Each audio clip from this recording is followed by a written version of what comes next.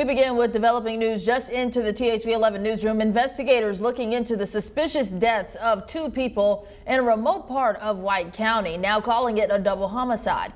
Thanks for joining us at 5. I'm Faith Woodard. And I'm Rolly Hoyt. 46-year-old Christopher Durham, 34-year-old Krista Lee Durham, discovered dead there this morning. THV 11's Ian Russell spent the day following this developing story, has the very latest for us.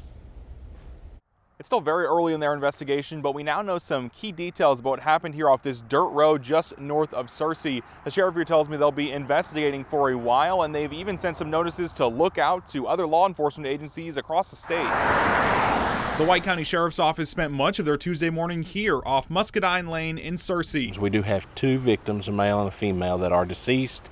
At this point, we have not determined the cause of their deaths. Sheriff Philip Miller says they got a call to this cluster of buildings around 8:30 Tuesday morning. They're the only buildings on this road that we could see. Further up the road here, we can see just a little bit more. Sheriff Miller tells us that up around this curve, there's 3 buildings, and they found those 2 bodies in a shop building. This is not a common occurrence. You know, we don't have a large crime rate of homicides and this sort of thing. Unfortunately, it does happen. Sheriff Miller doesn't have a description of anybody they're looking for yet, but they do have something they want the public to keep an eye out for: a stolen vehicle missing from the property. It's a 2003 white Chevrolet Tahoe that we do have the information out to law enforcement to try to locate that vehicle, as we feel like that may be a crucial element to this case. That Tahoe is similar to this one and has Arkansas license plates with 124 WDH on them.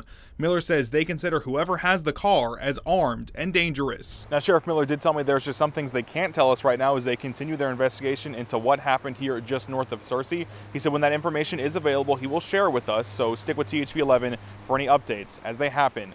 In Searcy, Ian Russell, THV 11 News. Ian, thank you. Again, Miller says they are investigating this as a double homicide and they are pursuing active leads right now. While the sheriff says he does consider whoever took that car as armed and dangerous, he doesn't believe there's any threat to the community right now.